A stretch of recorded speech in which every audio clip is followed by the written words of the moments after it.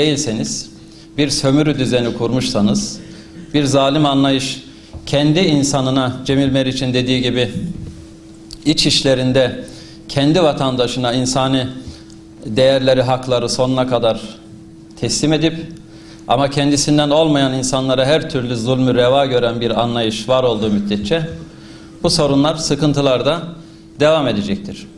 Şimdi yakın çevremizde bir takım terörist örgütler başımıza bela oluyorlar, insanlığın başına bela oluyorlar. Medyaya yansıyan çok çirkin görüntüler var ve bunların %100'üne yakını da Müslüman topluluklardan oluşuyor. Hani İslam barış dinidir diyoruz, bir kişiyi öldüren bütün alemi öldürmüş gibidir diyoruz. İşte cehennemde ilk cezayı insan öldürene verecek Cenab-ı Allah diyoruz. Hak, hukuk diyoruz. Hukukun temel kavramlarından biri olan insan hakkıyla bana gelmeyin diyor Cenab-ı Allah. Ben buna karışmam diyor. Her şeyi affederim, her şeye karışırım ama kul hakkına ben karışmam, o onun meselesidir diyor. Böyle bir dinin mensupları bugün elinde silah, bıçak ne varsa birbirlerini boğazlıyor, öldürüyor. Bu da bence Dünya Savaşı'nın bir mirasıdır. Ve yakın tarihimizde ve hala devam etmekte olan yine bir ahlaki olmayan anlayışla, tamamen sömürüye dayalı bir anlayışla belli ülkelere yapılan saldırılar, bir takım toplumsal, psikolojik vesaire oyunlarla toplum mühendislikleri karıştırılan topluluklar ve gelinen nokta bu. Şimdi düşününüz, evinizde savaşa uğramışsınız, bombalar atılmış, kardeşinizi, en iyi arkadaşınızı, oğlunuzu, kızınızı, en yakınınızı kaybetmişsiniz. Bir kısmı tecavüze uğramış, şehirden sürülmüş, kaçmak zorunda kalmış. Şimdi böyle bir insanın psikolojisinde düşünmek lazım. Ne yapar?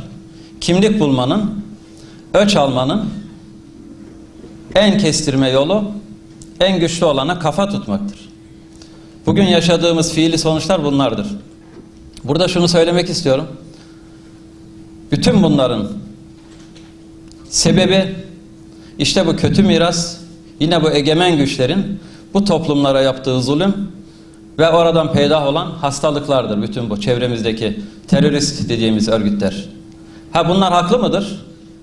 Elbette haklı değildir. Bertarafı gerekir, mücadelesi gerekir. Islahı olmuyorsa yok edilmesi gerekir. Bu ayrı bir şey. Ama temelde bütün bunların sebebi bugün dünyada egemen olmuş güçlerdir. Evet, bir kötü miras da budur diyorum. Ama özünde savaş kötüdür. Savaştan ders alarak barışı toplum hayatında, bütün dünya hayatında egemen kılmak lazım. Bu çalışmaların, bu sempozyumların tarihi bir anı kayda geçirmek, bilimsel kaynaklara temel oluşturacak eserler ortaya çıkarmak hepsi güzel. Ama eminim ki insanlık, egemen güçler bütün bu savaşlardan ders alırlar. Ama kişisel olarak da endişem o ki bu ders hakikaten alınmamış. Çanakkale olarak barışın kentiyiz diyoruz. Bu şehirde barışın egemen olarak her yere örnek olmasını da diliyoruz. Gelen herkes başımızın tacıdır. Burada savaşan bütün uluslar, devletler, buradaki bütün törenler, her şey bizim şu andan itibaren hem gururumuz hem mutluluğumuzdur. Hepsinin başımızın üstünde yeri var. Ama tekrar ediyorum, diliyorum ki insani anlamda barışa yönelik bir ders alınmıştır. Bu sempozyumun yapılma noktası, yapıldığı yer bakımından da Çanakkale en uygun yer olmuştur hakikaten.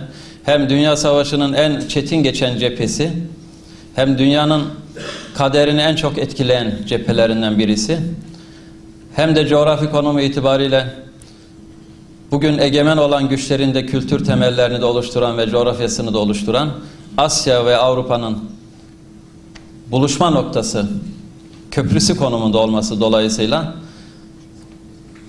en uygun yerin seçildiği ve en anlamlı programın yapıldığı kanaatindeyim. Hepinize saygılarımı arz ediyorum.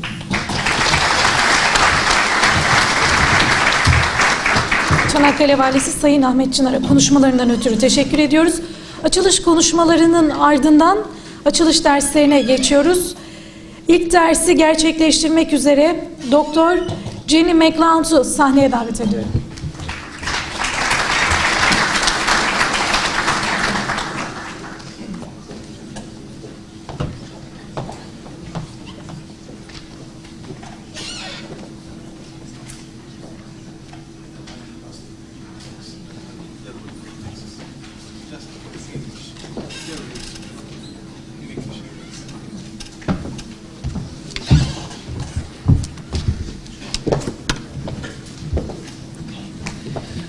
Good morning. I'd like to thank the organisers of the conference for inviting me to come here. It's a pleasure to be back in Turkey. Those heroes that shed their blood and lost their lives are now lying in the soil of a friendly country. Therefore, rest in peace. There is no difference between the Johnnies and the Mehmets to us where they lie side by side here in this country of ours. You, the mothers who sent their sons from faraway countries, wipe away your tears. Your sons are now lying in our bosom and are in peace. After having lost their lives on this land, they have become our sons as well. This was the 1934 message from Mustafa Kemal Atatürk to grieving relatives of the fallen in the Gallipoli campaign. The extraordinary sentiments penned within 20 years of the attempt to invade his country have rightly become a staple of the commemoration of the campaign. I would like to use it as a window onto the changing relations between the belligerents involved in Gallipoli and the intersection between commemoration, national identity and international relations. The idea of Gallipoli and its commemoration on Anzac Day as a means for Australia to develop its own distinct national identity is well known, and with it came a declining sense of Britishness. What is less familiar in some places perhaps is the role of Gallipoli in Turkey's state formation and the use of its commemoration in the developing relations between Turkey and Australia. Firstly, the origins of the message are somewhat mysterious. Its origins were described in the 1953 recollections of Şükrü Kaya, who had been Atatürk's interior minister, and these in turn were reported in a 1978 Turkish pamphlet which had investigated the matter in response to a request to use the words on a memorial fountain that was being constructed in Brisbane, Australia. Thus the speech was known about in Australia in the late 70s, but I can find hardly a trace of it before then. Kaya had been tasked with delivering the speech to pilgrims visiting Gallipoli in 1934. The only pilgrimage I know of in that year was the Duchess of Richmond cruise.